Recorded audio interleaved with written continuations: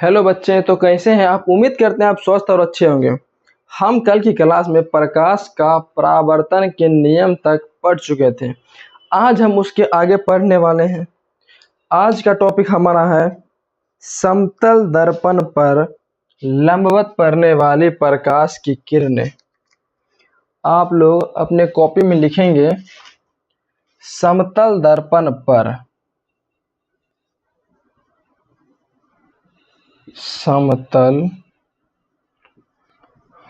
दर्पण पर लंबवत पड़ने वाली प्रकाश की किरणें, पड़ने वाली प्रकाश की किरणें, प्रकाश की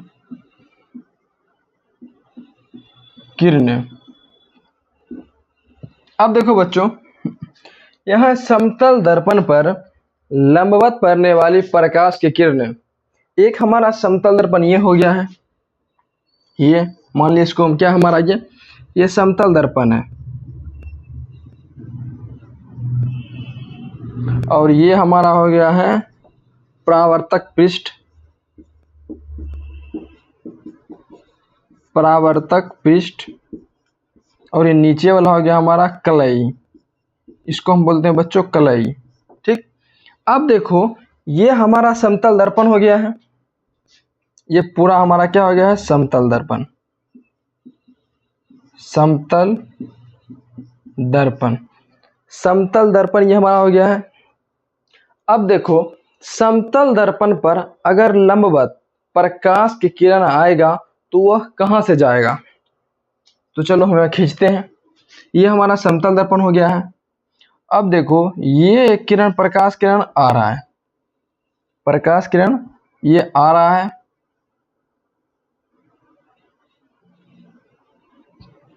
और ये टकराने के बाद जिस रास्ते से आया है यह उसी रास्ते से वापस चला जाएगा।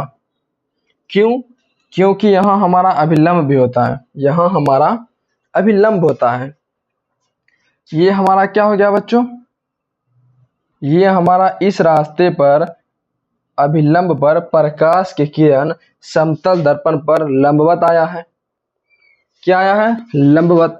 अब इस लंबवत पर क्या हुआ? जब प्रकाश किरण आया समतल दर्पण पर लंबवत, तो जिस पथ पर आया वह उसी पथ पर चला गया। अब देखो हमारा दर्पण और ये हमारा जो किरण आया है, यहाँ हमेशा एक, जब भी लंबवत पड़ेगा तो यहाँ एक 90 डिग्री का समकोण बनेगा। समकोण क्या बनेगा बच्चों? समकोण। अगर कोई पूछेगा आपसे कि समतल दर्पण पर लंबवत पड़ने वाली प्रकाश की किरण और अभिलंब के बीच के कोण कितना डिग्री बनाती है, तो आप क्या बोलिएगा? बोलिएगा 0 डिग्री। क्यों? क्योंकि यहाँ देखो,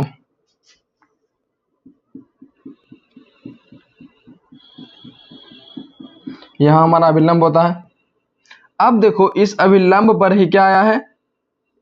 प्रकाश की किरण आया है, टकराया, और ये जिस पथ से आया उसी पथ से वापस चला गया। अब यहाँ देखो अभिलंब और जो किरण आ रहा है, आपतित किरण, अभिलंब और जो आपतित किरण आ रहा है, इसके बीच का कोण कितना है? 0 डिग्री। क्यों? क्योंकि इसके ऊपर से ही आ रहा है।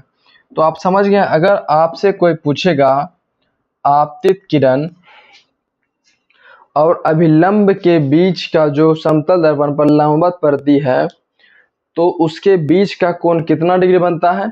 तो आप बोलिएगा 0 डिग्री।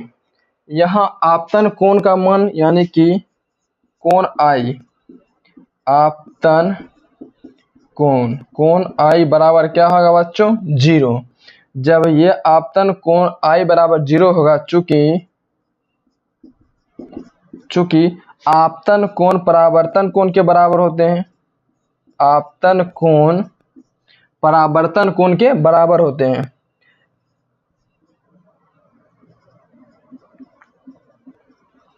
परावर्तन कोण आर, ये दोनों आपस में क्या होते हैं, इक्वल होते हैं, बराबर।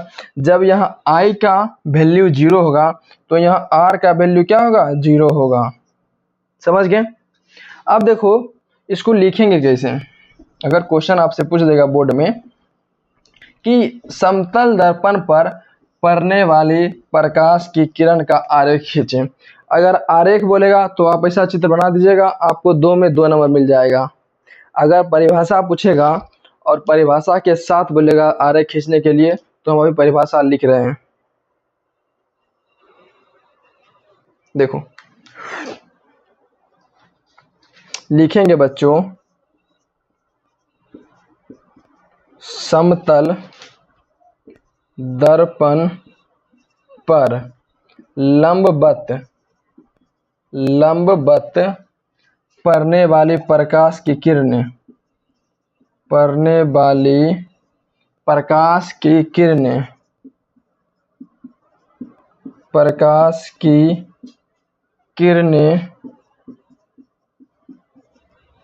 परावर्तन के बाद यानी कि टकराने के बाद, ये हमारा जो परावर्तन हो नीचे आने के बाद, परावर्तन के बाद उसी पथ पर वापस लौट जाती है।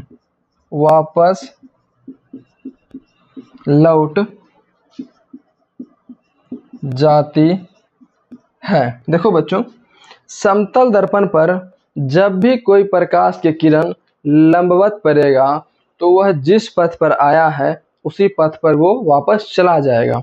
तो आप इतना कॉपी में नोट कर लीजिए।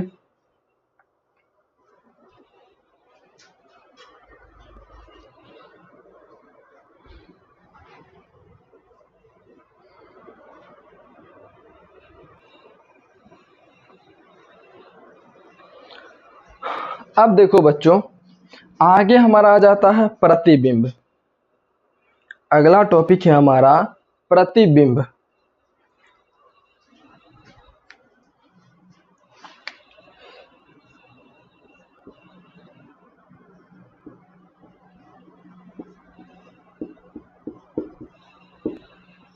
प्रतिबिंब। अब देखो प्रतिबिंब किसे कहते हैं। अब मान लीजिए हम यहाँ खड़ा हैं और हमारा जो परछाई होता है वह यहाँ बन रहा है।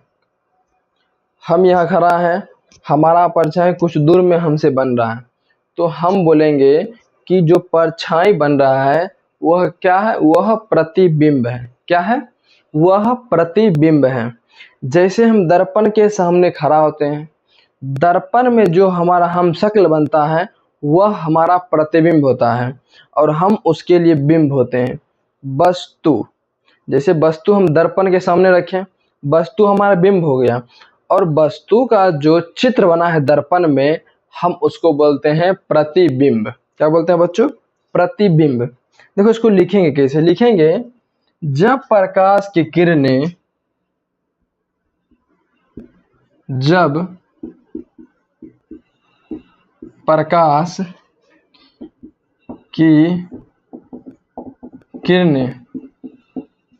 परावर्तन के बाद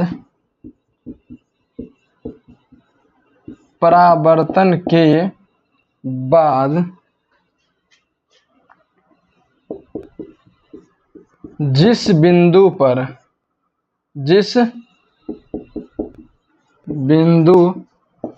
पर दो या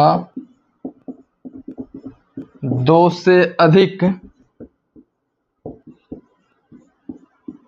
प्रकाश की किरणें, दो या दो से अधिक प्रकाश की किरणें आपस में मिलती है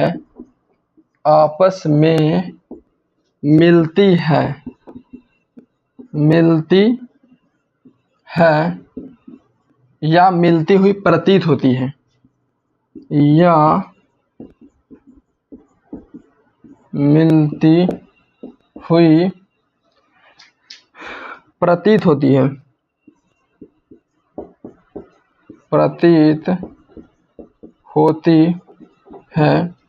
उसे उस बिंदु का प्रतिबिंब कहते हैं।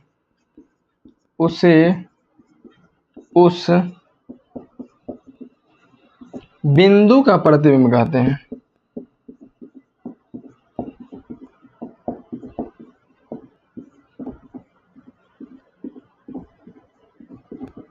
प्रतिबिंब कहते हैं। अब देखो बच्चों, प्रतिबिंब हम समझ चुके हैं। प्रतिबिंब हम समझ लिए हैं। जब प्रकाश की किरण दो या दो से अधिक जब प्रकाश किरण किसी बिंदु से परावर्तन या अपवर्तन के बाद दो या दो से अधिक प्रकाश की किरणें आपस में मिलती है तो हम उसे प्रतिबिंब कहते हैं। अब आगे लिखो प्रतिबिंब के प्रकार। आगे लिखो प्रतिबिंब के प्रकार। प्रतिबिंब के प्रकार। प्रतिबिंब हमारा दो प्रकार का होते हैं।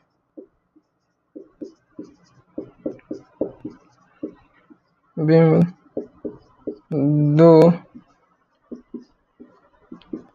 प्रकार के होते हैं। पहला होता है बच्चा वास्तविक प्रतिबिंब। वास्तविक प्रतिबिंब। और दूसरा हमारा होता है आभासी या काल्पनिक प्रतिबिंब। आभासी या काल्पनिक प्रतिबिंब।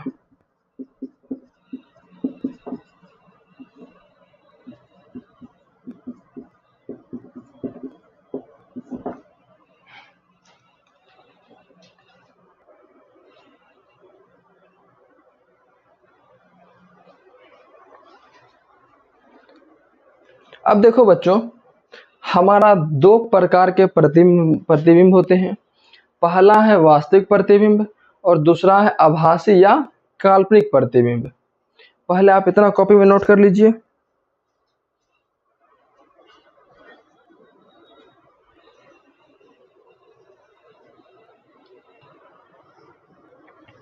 अब एक नंबर देकर लिखो वास्तविक प्रतिबिंब किसे कहते हैं।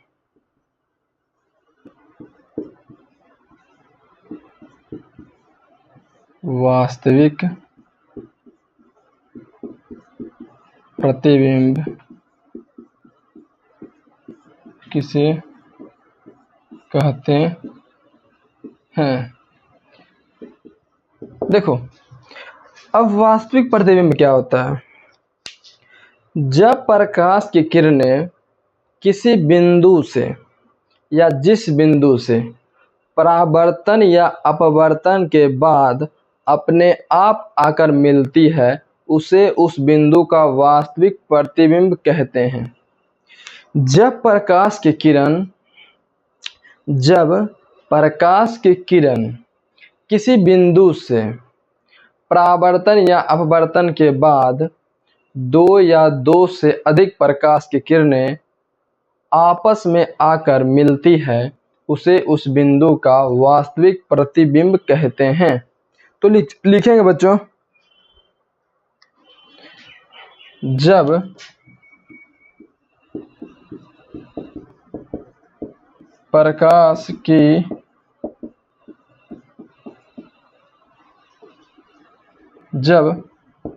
दो या दो से अधिक प्रकाश की किरणें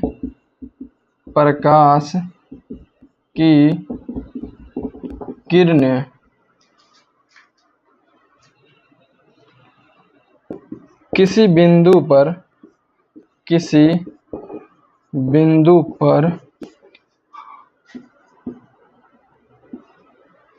आपस में अपने आप मिलती है। किसी बिंदु पर वो आपस में अपने आप मिलती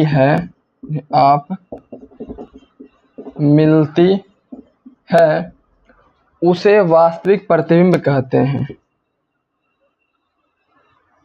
उसे वास्तविक प्रतिबिंब कहते हैं। यहाँ देखो, जब दो या दो से अधिक प्रकाश किरणें सॉरी बच्चों, एक मिस्टेक हो गया, यहाँ एक लाइन छूट गया है। लिखेंगे, जब दो या दो से अधिक प्रकाश की किरणें, जब दो या दो से अधिक प्रकाश किरणें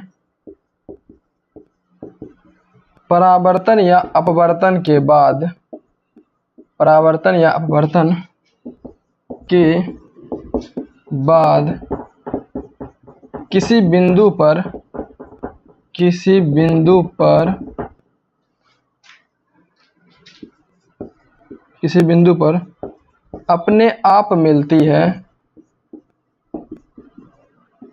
अपने आप मिलती है, उसे वास्तविक प्रतिबिंब कहते हैं। उसे वास्तविक प्रतिबिंब कहते हैं। प्रतिबिंब कहते हैं। देखो बच्चों, वास्तविक प्रतिबिंब क्या होता है? जब प्रकाश की किरणें दो या दो से अधिक परावर्तन या अपवर्तन के बाद जिस बिंदु पर आकर मिलती है, उसे उस बिंदु का वास्तविक प्रतिबिंब कहते हैं। अब दूसरा हमारा है आभासी या काल्पनिक प्रतिबिंब।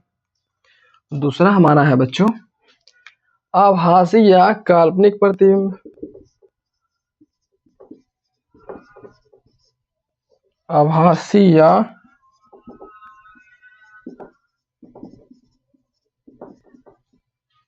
काल्पनिक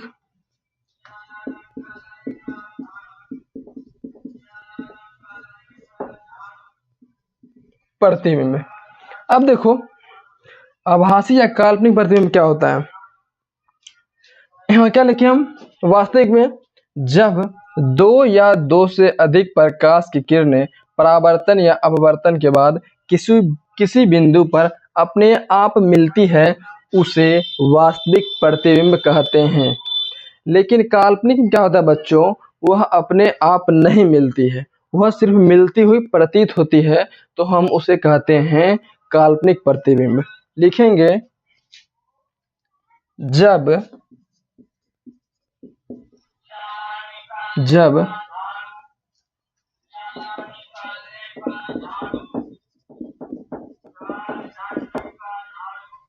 दो से अधिक, जब दो या दो से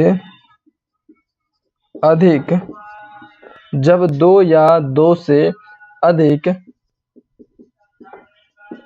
प्रकाश की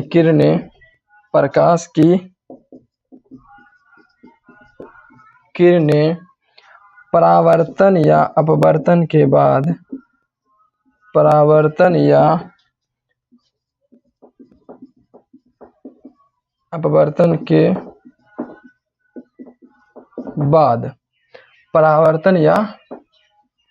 अपवर्तन के बाद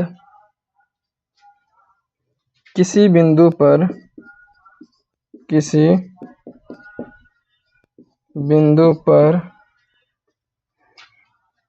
मिलती हुई प्रतीत होती है,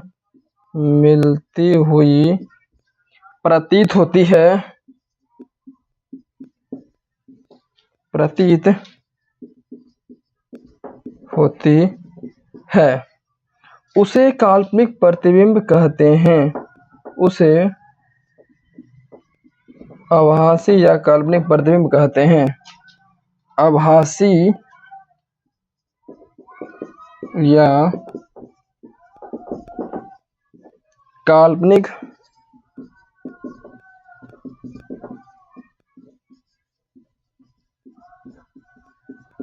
कहते हैं। देखो बच्चों, प्रतिबिंब हमारा दो प्रकार होता है। पहला होता है वास्तविक और दूसरा होता है आभासी। वास्तविक क्या होता है? प्रकाश किरण दो या दो से अधिक अपने आप आकर मिल जाती है।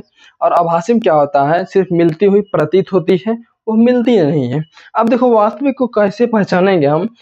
वो जब प्रतिबिंब का निर्माण करेंगे तब आप लोग समझ जाइएगा, इतना आप नोट कर लीजिए।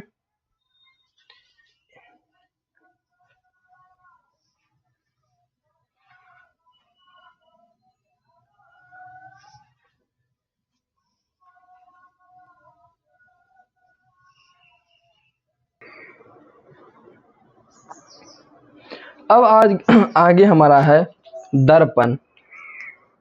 अब सबसे पहले हम समझते हैं इसको हम दर्पण किसे कहते हैं।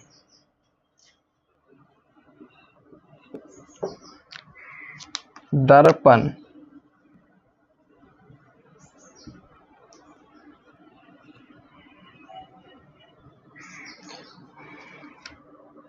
देखो, ऐसा चिकनी सतह जिस पर प्रकाश का परावर्तन संभव हो। तो लिखेंगे हम बच्चों, ऐसा चिकनी एवं ऐसा चिकनी एवं ऐसा चिकनी एवं पॉलिश सतह, पॉलिश सतह जिस पर प्रकाश का परावर्तन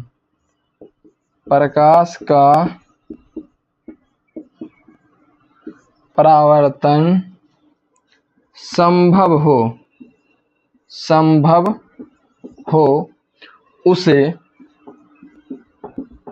उसे दर्पण कहते हैं। उसे दर्पण कहते हैं। देखो बच्चों, जैसे दर्पण हम लिए, दर्पण लेने के बाद ये मान लो हमारे हाथ में दर्पण है। अब हम दर्पण पर जब प्रकाश की किरण यानी कि टॉर्च को जलाएंगे तो क्या होगा, मुड़ जाएगा। ये दर्पण है, टॉर्च फोकस जलाएं, ये गया और ये इधर मुड़ गया, ये इधर मुड़ गया। जब ये मुड़ जाता है, टकरा के वापस चला जाता है, तो हम इसे क्या कहते हैं, परावर्तन। तो हम क्या लिखें, ऐसा चिकनी एवं पॉलिश सतह जिस पर प्रकाश का परावर्तन क्या हो, संभव हो, उसे हम दर्पण कहते हैं। अब आगे लिखो बच्चों, दर्पण के प्रकार। दर्पण के प्रकार,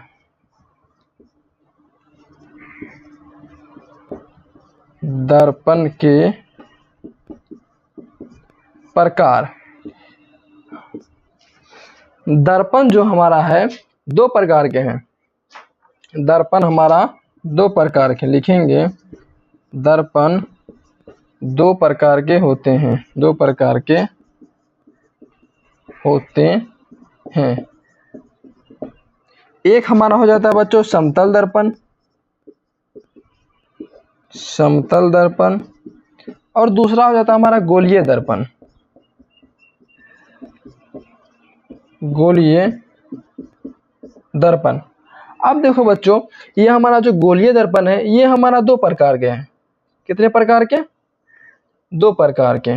एक हमारा उत्तल दर्पण, उत्तल दर्पण, और दूसरा हमारा अवतल दर्पण, अवतल दर्पण। तो इसको आप नोट कर ले।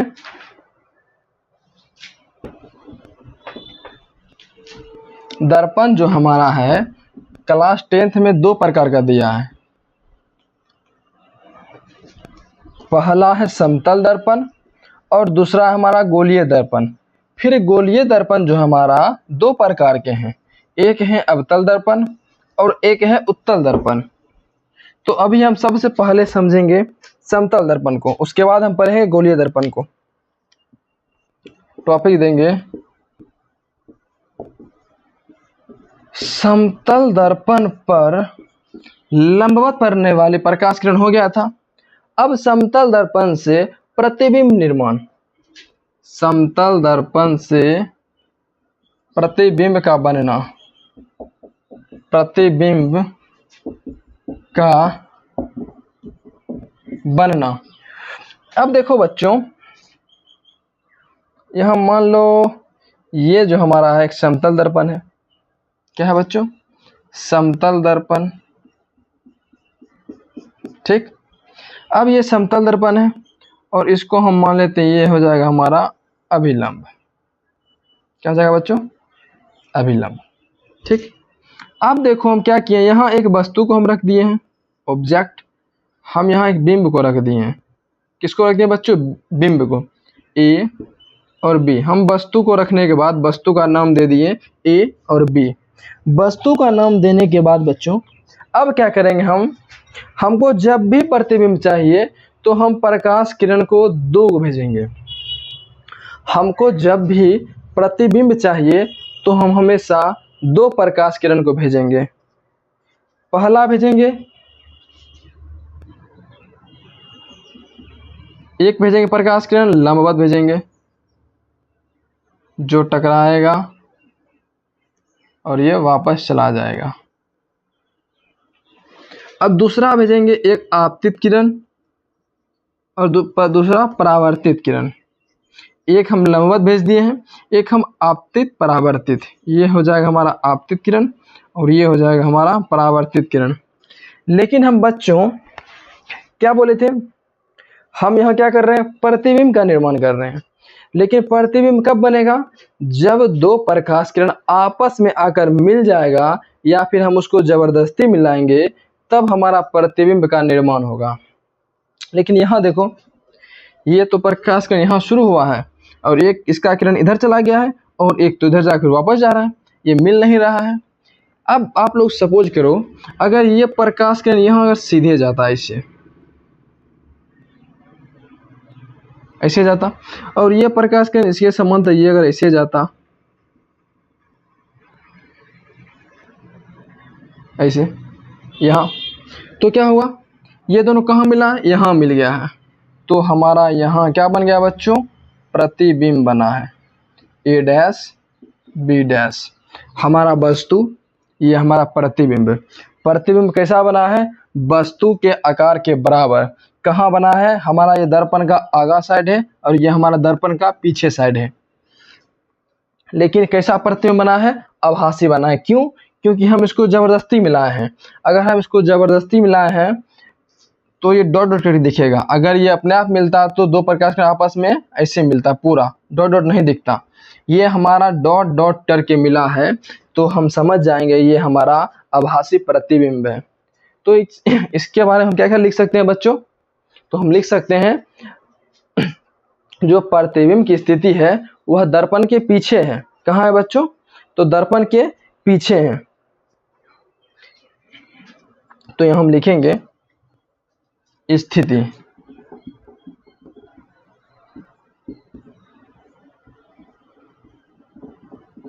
दर्पण के पीछे। हमारा प्रतिबिंब का स्थिति कहाँ है बच्चों? दर्पण के पीछे। और प्रकृति कैसा है हमारा?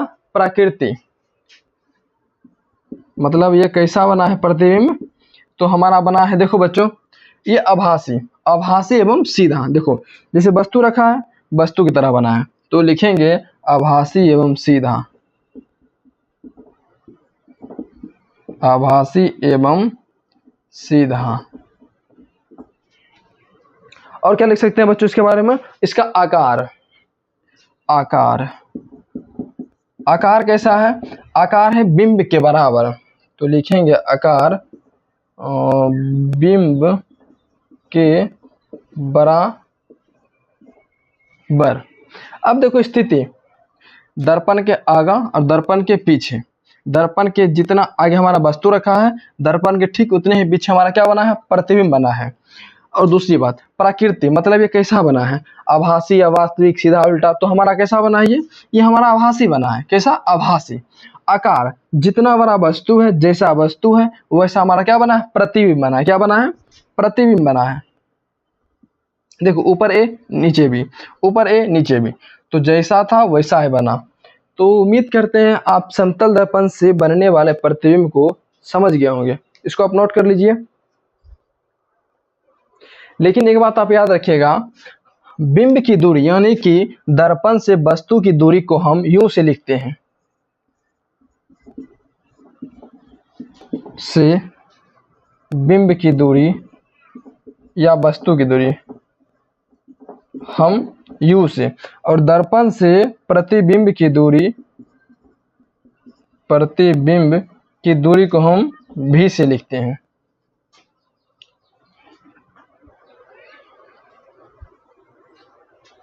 अब यहाँ देखो बच्चों, ये हमारा क्या था, ये हमारा था अभिलंब। अब देखो, आपतित किरण और अभिलंब के बीच का कोण I हो जाएगा, परावर्तित किरण अभिलंब का बीच का कोण R हो जाएगा। सिंपल।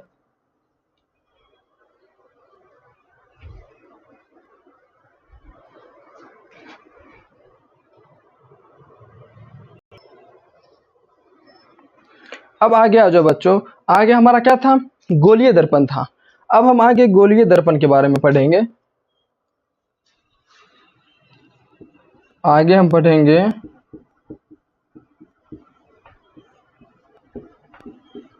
गोलीय दर्पण। देखो, गोलीय दर्पण हमारा दो प्रकार के होते हैं। एक हमारा अवतल दर्पण और एक हमारा हो जाएगा बच्चों उत्तल दर्पण। उत्तल दर्पण। अब अवतल दर्पण और उत्तल दर्पण को हम पहचानेंगे कैसे? अगर कोई परिभाषा पूछ देगा अवतल दर्पण हम किसे कहते हैं या फिर उत्तल दर्पण किसे कहते हैं, तब हम क्या बोलेंगे? देखो, अवतल दर्पण, अवतल दर्पण क्या होता है, इसका परावर्तक पृष्ठ, किसका? अवतल दर्पण का। यहां देखो,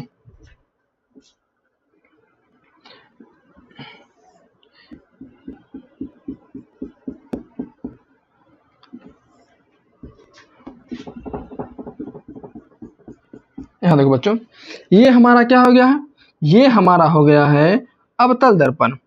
अवतल दर्पण क्या होता है बच्चों, इसका जो परावर्तक पृष्ठ होता है, क्या होता है, ये परावर्तक पृष्ठ ये धसा हुआ रहता है, और ये जो कलई है हमारा, ऐसे गोला ऐसे ऐसे करके, ये हमारा होता है, क्या होता है बच्चों, ये निकला हुआ रहता है। और लेकिन उत्तल दर्पण क्या होता है, परावर्तक पृष्ठ उभरा हुआ रहता है और उसका कलई धसा हुआ रहता है। समझ गए? अवतल दर्पण और उत्तल दर्पण का परिभाषा लिख सकते हैं।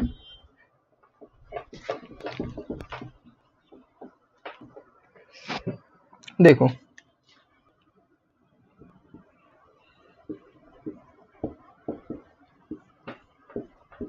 अवतल दर्पण लिखेंगे वैसा दर्पण जिसका परावर्तक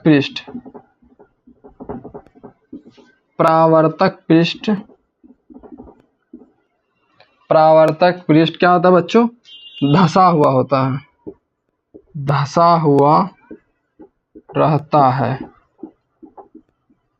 उसे अवतल दर्पण कहते हैं। उसे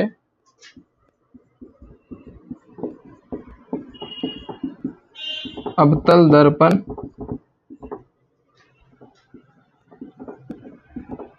कहते हैं।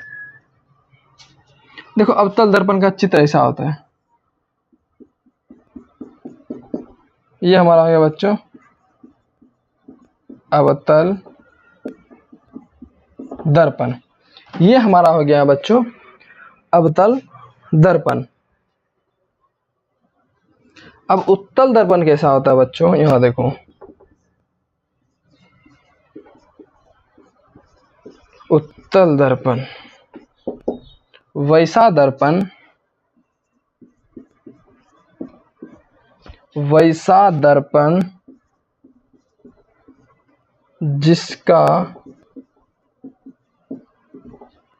जिसका परावर्तक पृष्ठ उभरा हुआ होता है, परावर्तक पृष्ठ उभरा हुआ होता है, उसे